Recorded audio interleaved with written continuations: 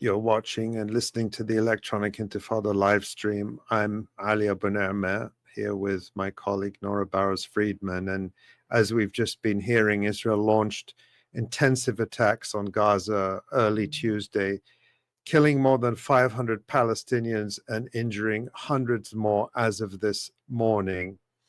At least 174 Palestinian children in Gaza were killed in Israeli airstrikes early this morning, marking one of the largest one-day death tolls since the beginning of the genocide, the human rights group Defense for Children International said on Tuesday. Joining us now to talk about the latest developments is Craig Mokhiber. He is a human rights lawyer with more than 3 decades of experience and a campaigner for justice. He served as the director of the New York office of the UN High Commissioner for Human Rights until he resigned in late October 2023 to protest the world body's inaction in the face of Israel's unfolding genocide, which now is almost reaching its 18th month. Welcome back to the Electronic Intifada live stream, Craig. Thank you very much, Ali and Nora. It's a pleasure to be back with you. It's good to Thank have you. back. Craig, on Wednesday, Israeli Defense Minister Israel Katz issued what he called a final warning to the citizens of Gaza. He said, quote, "The Air Force attack against Hamas terrorists was only the first step. The rest will be significantly worse, and you will pay the price. Soon, the evacuation from the fighting zones will resume. Unless all the Israeli hostages are released and Hamas is expelled from Gaza, Israel will act with forces never seen before. Take the US president's advice, return the hostages and expel Hamas. Return the hostages and expel Hamas, and other options will be presented to you, including relocating to other places in the world for those who wish. The alternative is utter destruction and devastation." Those are the words of Israeli Defense Minister Israel Katz. Craig, what's your reaction to that statement? What has been the world's reaction, and what should the reaction be? Well, I think the only thing that you can say, as we've been saying all of these months, is that what you're hearing is the sound of impunity. That when you have a government official engaged in crimes against humanity and genocide who feels confident to broadcast directly a war crime, and let's be clear, under international humanitarian law, spreading terror among the civilian population is a crime. Secondly, what he is declaring is an act of collective punishment, which is also a war crime and a crime against humanity.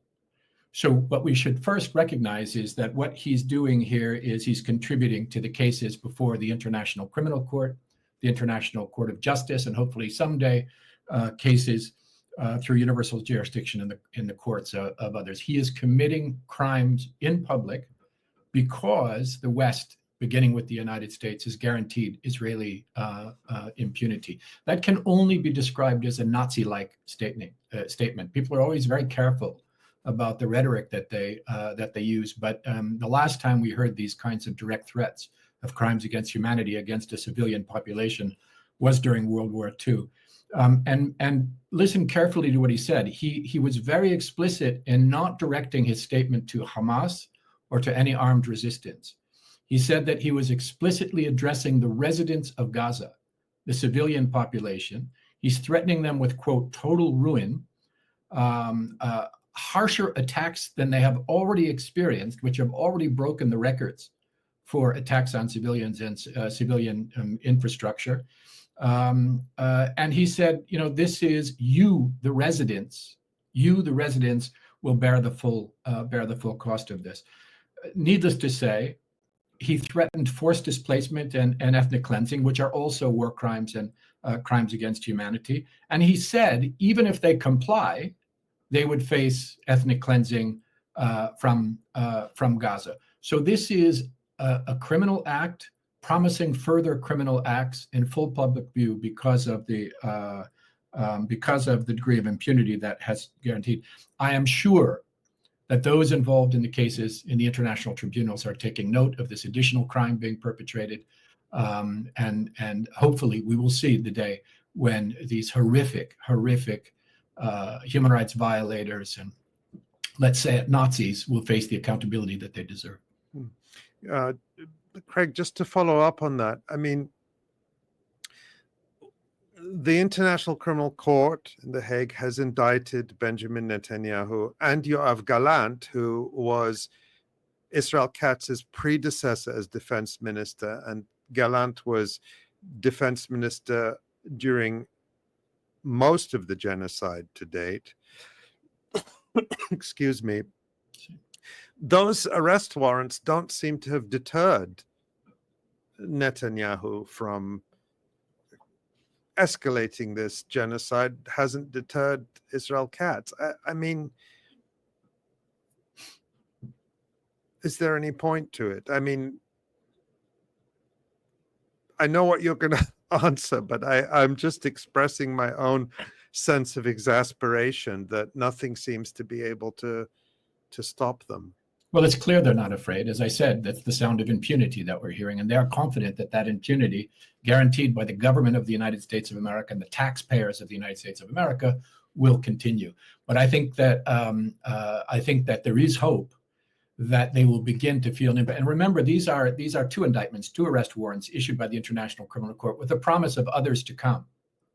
And it is impossible for the International Criminal Court, the case having been opened, to ignore crimes being perpetrated in public that relate to that. So you can bet that Katz is on a short list, as he should be. Will they be immediately arrested and brought to The Hague, as in the case of Duterte of the Philippines just several days ago? No, probably not. But they will feel the impact in their inability, as you know, to travel to over or through other member states.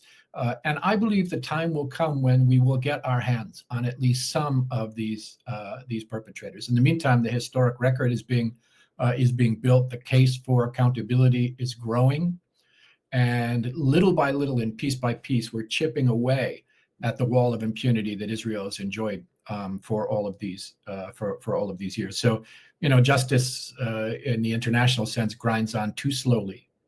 And certainly too slowly for those under the bombs and bullets of the Israeli regime. But it is moving. It is moving maybe at a snail's pace. But this is not, this is not the world that we had 2 years ago. Now Israel is on trial for genocide in the International Court of Justice. Its leaders indicted for war crimes and crimes against humanity in the International Criminal Court. Legal action being taken in national courts around the world. A wealth of evidence having been collected, conclusions of every major international human rights mechanism, international human rights organizations, that Israel is perpetrating genocide. This is a level of accountability we did not see just a couple of years ago, and we have to keep at it. We have to keep at it, and we have to find ways to make sure that accountability bites. We don't have to wait for those courts to issue final decisions. We have other means at our disposal: boycott and divestment and sanctions and local prosecutions and education and advocacy and demonstrations and civil disobedience. But this just feeds, I think, the case for accountability, and we have to make sure that happens. Craig, Germany, well known for its human rights record, has appointed its outgoing foreign minister, Annalena Baerbock, as the next president of the UN General Assembly, a one-year position that could be a stepping stone to even more senior international roles for her. Germany was next in line to hold this job, and we can just remind people that Baerbock has been a leading supporter of Israel's genocide, openly spreading false atrocity propaganda in order to justify, even to the extent of lying, that she personally watched non-existent videos of Hamas fighters raping Israeli women on October 7th. What does it say about Germany and the broader EU and about the international system that someone like Baerbock can assume such a role? Well, I won't be the first one to say this, but I think many people are coming to the conclusion that Germany never successfully denazified. When you see not just the active complicity of Germany in the genocide happening in Palestine, but characters like Baerbock, who go in public and just directly disseminate Israeli propaganda, false narratives. I mean, worse than that, in November, just a few months ago, she openly defended the killing of civilians in Gaza in a speech, the murder of civilians by the Israeli regime. And she tried to distort international law by saying that that civilians lose their protected status if Hamas is somewhere in the which is a complete and utter lie. Just ignore. So the government in Germany has shown that they are wholly complicit. They too have to be subject to accountability. Baerbock first among them. Now, the fact that they have put forward her candidacy, it doesn't surprise me that Germany has put forward her candidacy. It's it's what would be expected from a government of that kind. It is remarkable that the Europeans, and not just the Europeans, but the United States and Canada and others have gone along with it.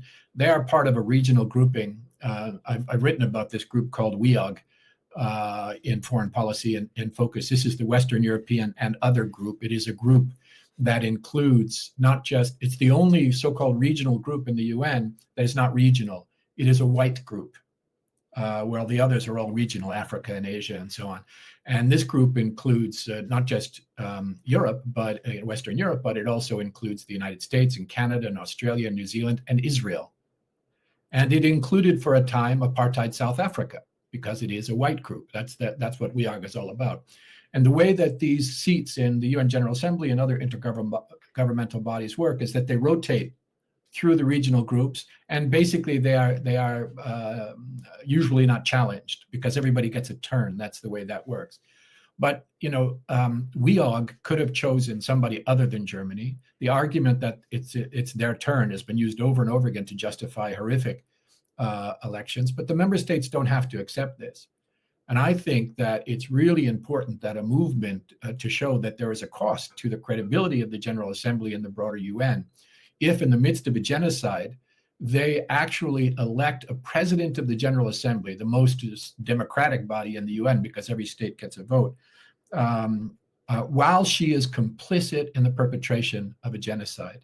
And during a period in which the General Assembly is going to be called upon to act in very strong ways in response to the genocide that's happening, that's unacceptable. So I hope that everybody who follows this program will make their voice heard publicly on social media, in communications to the General Assembly, and anywhere they have a platform, that it would be totally acceptable to have the General Assembly in the midst of a genocide presided over by someone complicit in that genocide.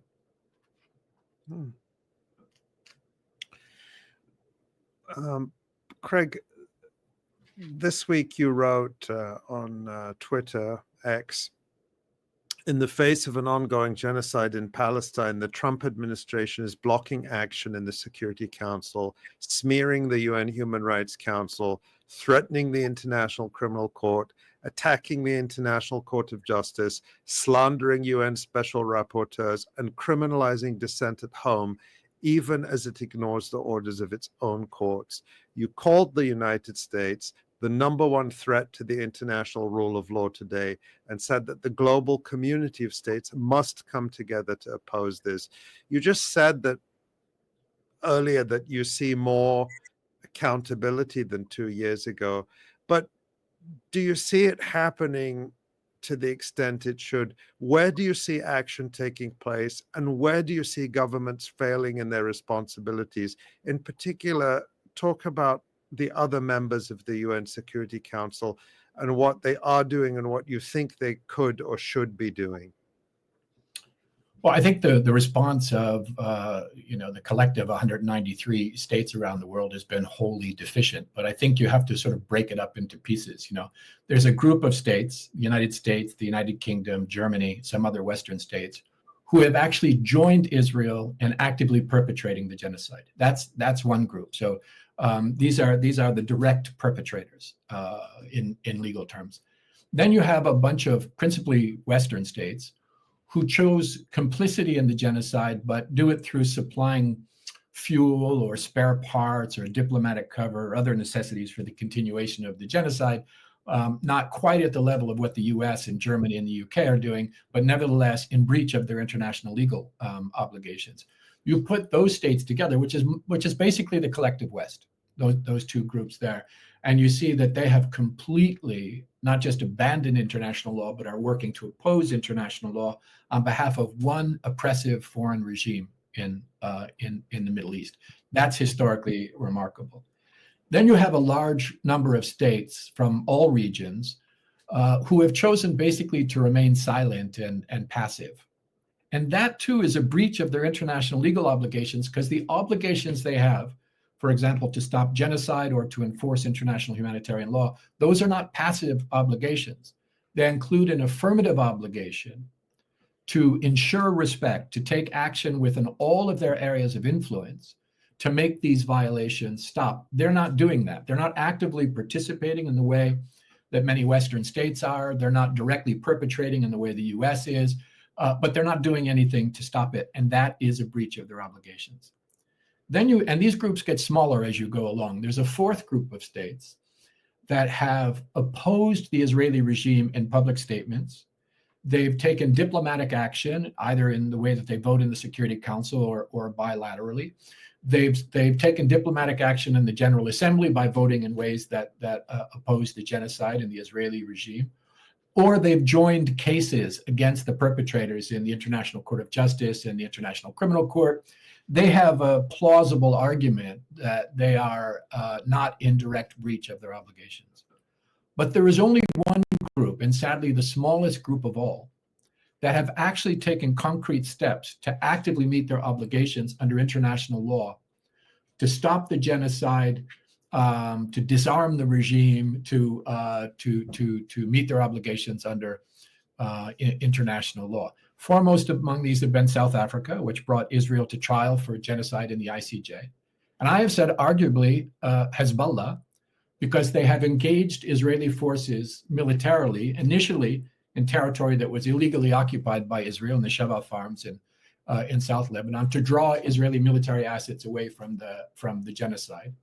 And very significantly, the Yemen, the part of Yemen under Houthi control, which has enforced a blockade to prevent the resupplying of the Israeli regime. And they say to initiate their international legal obligations. And by the way, these are obligations that have been pronounced by the International Court of Justice, first in the Wall case, then in its series of provisional measures under the genocide case, and in its historic advisory opinion, telling all member states that they are legally obliged to stop any kind of support flowing to the Israeli occupation there as well. The rest of the world, clearly not doing what they're doing. Then you look at the international institutions, and here I have a great frustration as well. Yes, the Security Council was prevented from acting by the US veto. Although there are other things that they could do, there could be more mobilization there, but let's give them a partial pass, because every time they try to do something meaningful, it's vetoed by the United States. There is the Uniting for Peace resolution that provides for emergency special sessions in the General Assembly, where there is no veto. They have taken important action in the adoption of an implementing resolution to implement what the International Court of Justice has said, including to calling on states to basically to carry out boycotts and divestment and sanctions, even though they don't have the Security Council to allow them to do it. But there is a lot more that the General Assembly could do. How is it that Israel, which is not only perpetrating a genocide in breach of its obligations, refusing to implement resolutions from a whole range of United Nations bodies, and attacking the United Nations again yesterday, not just with smears and slander, but with bombs and bullets, killing the largest number of UN staff in the history of the organization, destroying UN compounds and shelters and supplies, attacking UN convoys, declaring the Secretary General persona non grata, blocking activities by UN, seizing UN facilities. And yet it still has credentials in the United Nations General Assembly. Those credentials have to be pulled The Israel has to be removed. The General Assembly has to do everything in its power to isolate the regime and thereby to move toward a resolution of the crimes that it is perpetrating. They have not done so. And then finally, I'll just stop since you've got me on a rant here. The senior political leadership of the UN, which was the focus of my critique when I left the organization in October of 2023, has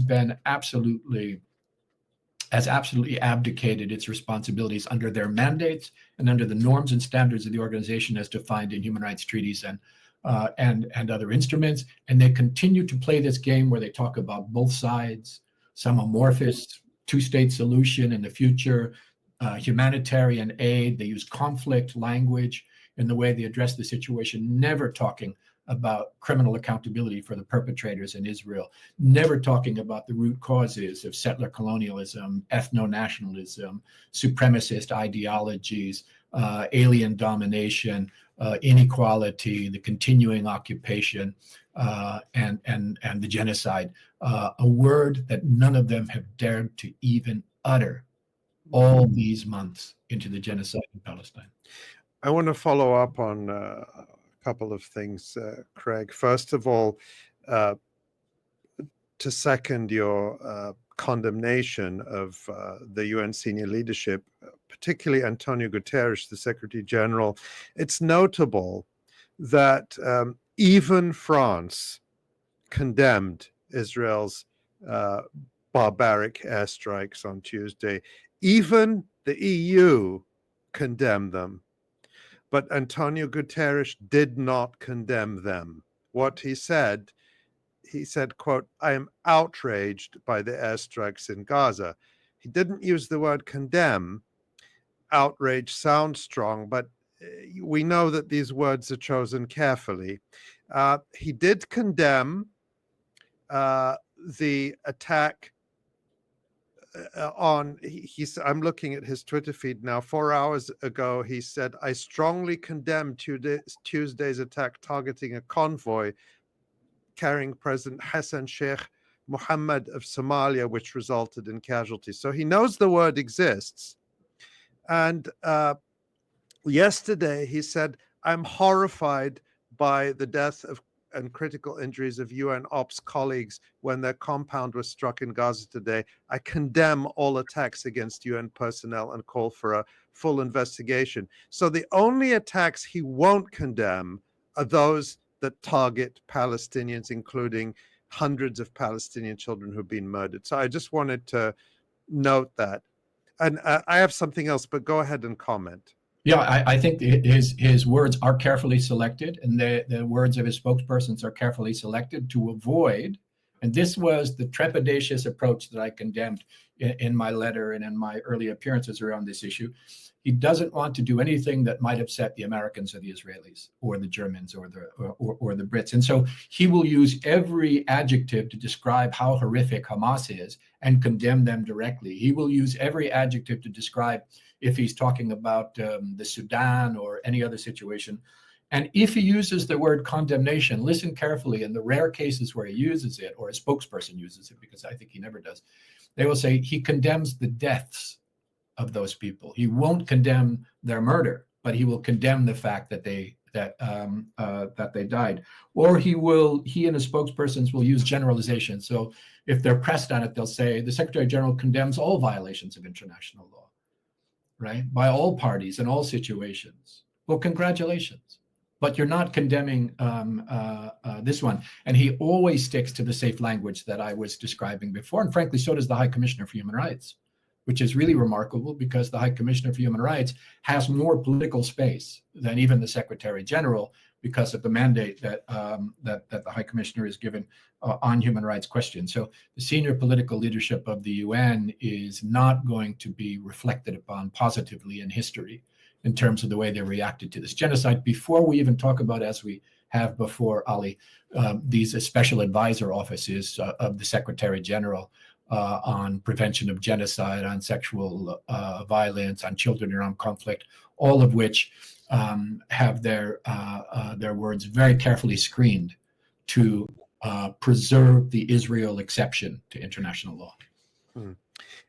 I want to go back to what you said about Yemen, because you described Yemen as a country that you sort of put it at the top of the hierarchy of countries that are taking action or not taking action, in that it is fulfilling obligations under the Genocide Convention and under international law. Is that a fair summary of what you said? Yeah, it is. I mean, we all know that Yemen is divided, that there are effectively two governments in Yemen, that the Houthis are only one, but they do control the capital. They do control most of the population of the country. They do have effective control of most of the resources of the armed forces, and they have control of the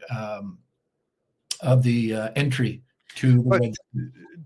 Just to be clear, you as a human rights lawyer with 3 decades of experience and several decades in the UN, and your most recent position was as director of the New York office of the UN High Commissioner for Human Rights, you're saying that Yemen is acting to fulfill obligations in international law by imposing a blockade on Israel.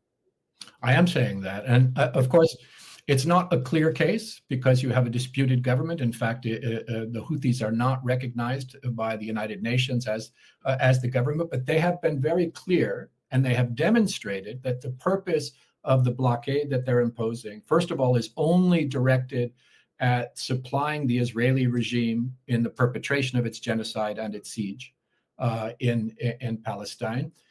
And it has proven that that was the truth, because it discontinued the blockade during the so-called ceasefire. We can talk about whether that was a ceasefire, and only reinitiated it after Israel recommenced the expedited genocide and siege in Gaza. And there are, it's not like any of the 193 countries in the world are not aware that they have an obligation under international law to stop the supplying of the Israeli genocide in Palestine, and to stop the supplying of its occupation of the West Bank and Gaza Strip, including East Jerusalem, because the International Court of Justice has very clearly ruled that that is the obligation of all member states.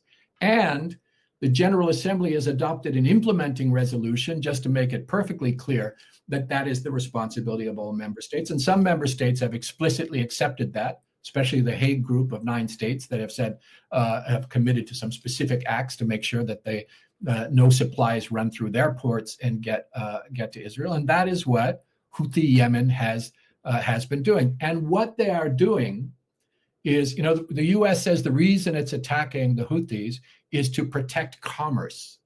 Well, protecting commerce is not in the hierarchy of international law anywhere near the top. You have so-called jus cogens rules. You have erga omnes rules. Jus cogens means these are the top line rules that cannot be derogated. Erga omnes means that it imposes obligations on all states. And among those, you have the prevention of genocide as one of them. And the Houthis have said very clearly that's what they're doing, right? And I think they've proven it by stopping it during the ceasefire. So everybody knows what the law is, but very few states are actually meeting their obligations under the law. And there's no way to avoid the fact that that the Houthis are. Now, the Houthis don't have, they haven't gone to the Security Council to get permission to use force. And so, you will hear people saying, well, it's unlawful because they can't use force without that. Well, the United States doesn't have Security Council authorization to bomb Yemen. In fact, the bombing of Yemen is a war crime. It's the crime of aggression by the United States, which is slaughtering civilians in this poorest country in the region. Whereas what the Houthis are doing is they're imposing a blockade to stop ships from resupplying what is an unlawful occupation and a genocide. So, and they're doing, and this is in defense of the highest legal order. I'm not, a supporter of the Houthis. I don't share their politics. I don't share their view of the world. But when it comes to the blockade, they are one of very few states that are taking concrete action to give effect to obligations under international law to stop the resupply of the occupation and of the genocide. And if the United States or any other state wanted to say that what I'm saying is not true, then they could take the case to the International Court of Justice, either in a dispute, in a contentious case, or they could get the General Assembly to ask for an advisory opinion on whether this is the case. And I'll just say one more thing. We are at a moment in history when, because the U.S. is using its disproportionate power to block the international rule of law by preventing action by the Security Council and by attacking international judicial institutions and international UN institutions and so on. The question is, if you have a jus cogens norm, if you have an erga omnes obligation, and if there's one state, which is one of the perpetrators of the genocide, that is preventing those international institutions from functioning the way they're supposed to, what should a state that wants to meet its obligations do? And for the Houthis, they've decided they have control over the Bab al-Mandeb, the door of tears or lamentations, and it is adjacent to their territory. Some of it is in their territorial waters. They have the capacity to stop the resupplying of the genocide and the illegal occupation, and they're taking action in that regard and stopping that blockade when there is a ceasefire. This is my view. Thank you for that, Craig. And that's very important in itself at a time when the United States is illegally attacking Yemen, murdering dozens of people there and threatening to do worse.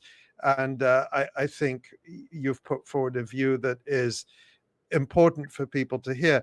I just want to mention, and I hope that my lawyers in Switzerland won't get mad at me for revealing this, but one of the tweets that was used as a justification for arresting me, detaining me, and then expelling me from Switzerland in the end of January, that is in their documentation, was one in which I called Yemen's actions a humanitarian intervention. That was one of the bases that was put forward by the Zurich authorities for what they did. So you may or may not have inadvertently just turned yourself into an expert witness. I don't know. Well, interesting to hear that coming from a place where I lived for much of my life in Switzerland. But Switzerland's conduct has been absolutely horrendous during this genocide. It's shameful for the country that is the depository state of the Geneva Conventions and is losing so much international legitimacy. I hope the cost is worth it to them. Yeah.